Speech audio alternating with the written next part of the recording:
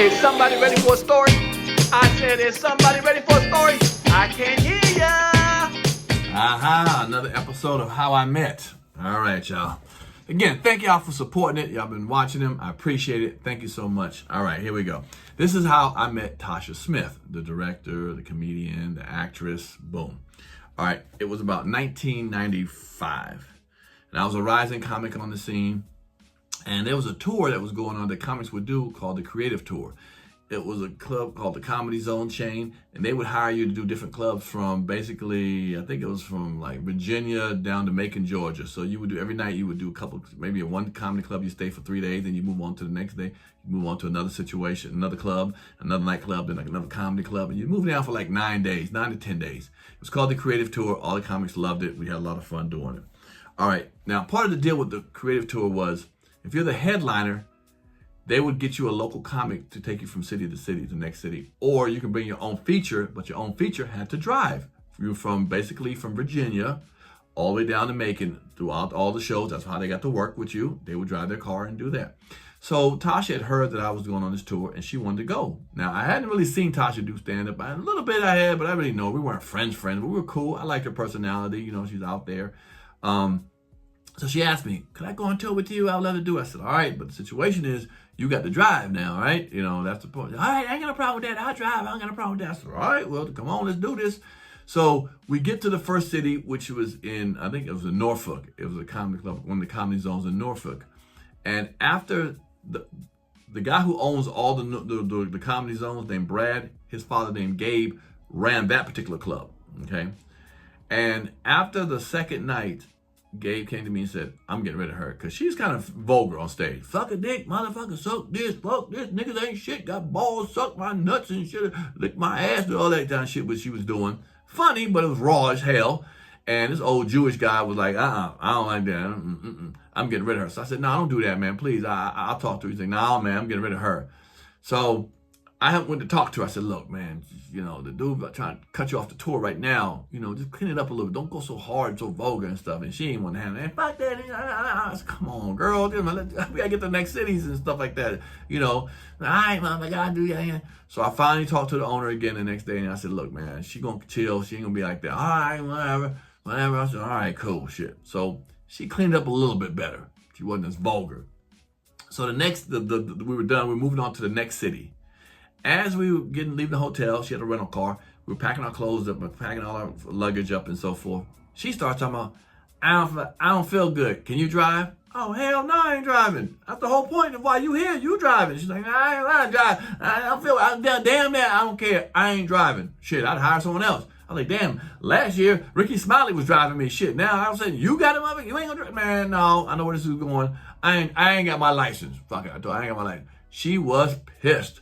Motherfucker, fuck you, motherfucker. Get up, motherfucker. Whoa. She lucky she wasn't a dude. Got a bow, bam, you know, shit. Fuck you, mother. She got in the car, slammed the door down, slammed the door. I put my luggage in. I had put my luggage in already. I get in my side and shit, the passenger side. I sit there and shit. Hey, fuck you. I'm just cussing me out and shit. And I remember that lady, Michelle Indigacello, who I wound up meeting. She had a song, If I Was Your Boyfriend or Your Girlfriend, I Wasn't Last Night, whatever that song, whatever the album was and shit.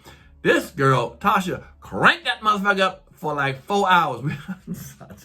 I had a little headphone. Now, headphone was cheaper back then. But you know, just a little small headphone. I was trying to listen to my little Walkman and shit. That shit was blasting in the car. If I was your boyfriend, I wasn't last night. If I was your girlfriend, what the fuck, bitch? She had the motherfucker on 10. I was like, God damn, you motherfucker, you. We had to drive 4 hours with that bullshit to the next city. So we get to the next city. We perform. And she had an attitude then, and she didn't want to speak to whatever, man. So we get to another city after that, and this time she tell me, the next city we get to, she said, I ain't driving you, motherfucker. You ain't riding with me no more. What, bitch? Why I gotta get to the next cities and shit? No. So my man Nate, who handles Kevin Hart's tours and stuff, he was running running that kind of tour and shit, the creative tour. I call him up. And I said, yo, man, she tripping, bro. She tripping. No, man, talk to her. Just talk. Give me the phone. Go over to the next. She was right next to me in the hotel room, right next door. So I go across the hall. I knock on her door. Let me talk to her. I knock on the door. She said, I can hear her say, motherfucker, get the fuck away from my goddamn door, nigga. And even they heard, like, damn. I said, yeah. He said, man, look, just get to the next city, man. Just catch a bus. Y'all, the next day I was on a Greyhound. Nigga, I'm the headliner. How the fuck am I on the fucking bus, man? I'm the headliner, you raggedy motherfucker. I'm like, how'd I get myself into this shit?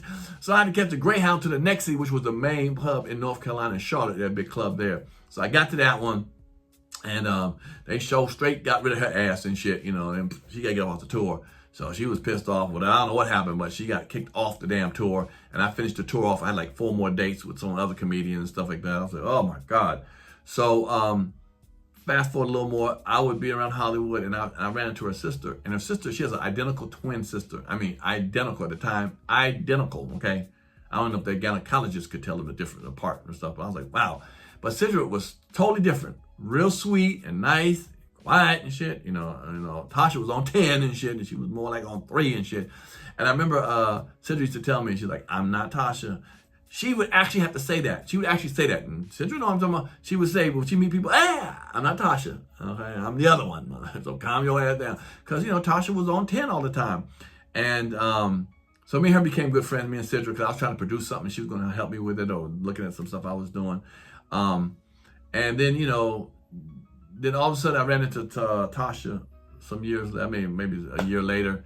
And she apologized. She apologized for how she acted. She said, I want to apologize for how I was. And I really appreciated her saying that. You know, she appreciated, like, yeah, I was on some bullshit, blah, blah, blah. I said, cool. And then from there, I started seeing her in Tyler Perry movies. And, you know, she became an acting coach, and very successful acting coach. And now she's a successful director, man. So she changed her life around. She said, Pierre, I'm born again. She told me she was born again Christian. I was like, all right, cool. And, you know, now she's on some other stuff, man, and I just shows, you know, she changed all that around, you know. So when you saw her in movies and stuff like that, you're like, boy, she crazy, because she had that personality. You also saw her in Tyler Perry movies. That was her, you know.